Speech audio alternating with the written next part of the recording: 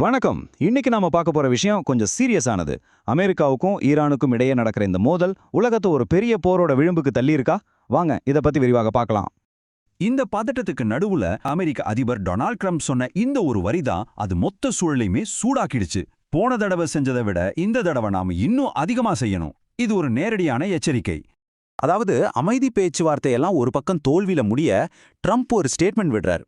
அதுல இதுக்கு முன்னாடி நடந்த மிட்நைட் ஹேமர்னு ஒரு ராணுவ தாக்குதலை ஞாபகப்படுத்தி எதிர்காலத்துல எந்த பதிலடியா இருந்தாலும் அது இதை விட பல மடங்கு மோசமா இருக்கும்னு சூசகமா எச்சரிக்கிறார். இதுக்கு ஈரானோட பதில் எப்படி இருந்துச்சு தெரியுமா? சும்மா ஒரு சாதாரண பதிலடி இல்ல. அவங்க கொடுத்த எச்சரிக்கை ஒட்டுமொத்த உலகத்தையும் பாதிக்கக்கூடியது. அவங்களோட மிரட்டல் ரொம்ப சிம்பிள். ஒருவேளை போர் மூண்டா ஹார்முஸ் ஜலசந்திய மூடிடுவோன்னு சொல்லிட்டாங்க. கேட்க சாதாரணமா இருக்கலாம், ஆனா இது உலகத்துக்கே வைக்கிற ஒரு செக். ஏன் இது இவ்வளோ பெரிய விஷயம்னு நீங்க யோசிக்கலாம். சிம்பிளா சொல்றேன் கேளுங்க. உலகத்தோட மொத்த எண்ணெய் வர்த்தகத்துல 20%, ஆமா 5ல் 1 பங்கு எண்ணெய் இந்த சின்ன ஜலசந்தி வழியா தான் போகுது. அப்போ இதை மூடினா என்ன ஆகும்?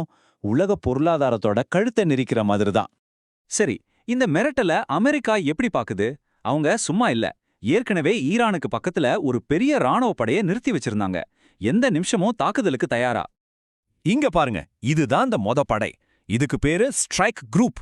சும்மா ஒரு கப்பல்னு நினைக்காதீங்க. இதுல USS ஆப்ரஹாம் லிங்கன் விமானம் தாங்கிய கப்பல் இருக்கு. அதை பாதுகாக்க நாசகாரி கப்பல்கள், அப்புறம் B-52 குண்டுவீச்சு விமானங்கள்னு ஒரு முழு ஆர்மி மாதிரி. ஆனா வாஷிங்டன்ல இருக்கிறவங்களுக்கு இது பத்தல. பிரஷரை இன்னும் அதிகப்படுத்தணும்னு முடிவு பண்ணி பென்டகன் ஒரு உத்தரவு போடுது. சரித்திரத்திலேயே நடக்காத ஒரு விஷயம். ரெண்டாவதா, இன்னும் பலமான ஒரு கடற்படை குழுவை அந்த பகுதிக்கு அனுப்புது. அந்த 2வது படையோட இதயம் அதான் இந்த மிதக்கும் ராட்சதன், US ஜெரால்ட் ஆர் ஃபோர்ட். உண்மையிலே இதுதான் மொத்த ஆட்டத்தையுமே மாத்த போற ஒரு விஷயம். அப்படி என்ன இருக்கு இந்த கப்பல்ல? எதுக்கு இத ஒரு சூப்பர் கேரியர்னு சொல்றாங்க, ஒரு மிதக்கும் ராட்சசன்னு சொல்றாங்க? வாங்க பார்க்கலாம். இது சும்மா ஒரு கப்பல் இல்லைங்க. இது அமெரிக்க கடற்படையோட உச்சகட்ட தொழில்நுட்பம். உலகத்திலேயே மிகப்பெரிய விமானம் தாங்கிய கப்பல் இதுதான்.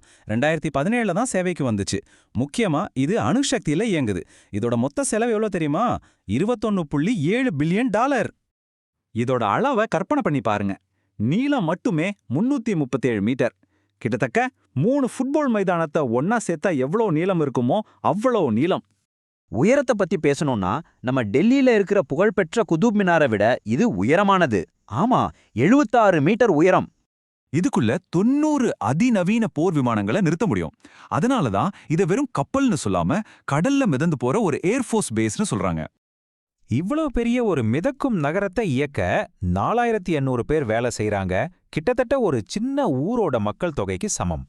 இந்த ஃபோர்ட்டோட பிரம்மாண்டத்தை நம்ம சரியா புரிஞ்சிக்க நம்ம இந்தியாவோட சக்தி வாய்ந்த விமானம் தாங்கி கப்பலான INS விக்ராந்தோட ஒப்பிட்டு பார்க்கலாம். விக்ராந்த்ல 36 விமானங்கள் தான் நிறுத்த முடியும், ஆனா ஃபோர்ட்ல 90. பணியாளர்கள் எண்ணிக்கையிலும் பெரிய வித்தியாசம்.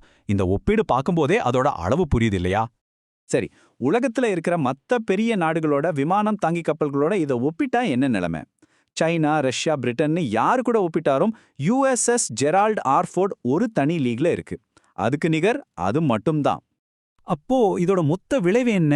ஈரான் இப்போ 1 இல்ல 2 அமெரிக்க விமானத்தாங்கி கப்பல் படைகளை ஒரே நேரத்தில் எதிர்கொள்ள வேண்டியிருக்கு. சரித்திரத்திலேயே ஒரு நாடு மேல வைக்கப்பட்ட மிகப்பெரிய ராணுவ அழுத்தம் இதுதான்னு சொல்றாங்க. இதெல்லாம் நம்மள ஒரே ஒரு கேள்விக்கு தான் கொண்டு வந்து நிறுத்துதே. இந்த முழு சதுரங்க ஆட்டத்திலையும் இவ்ளோ பெரிய ராணுவ சக்திக்கு முன்னாடி ஈரான் அடுத்து என்ன செய்ய போகுது? இதுதான் இப்போ எல்லார் மனசுலயும் இருக்கிற பதிலில்லாத கேள்வி.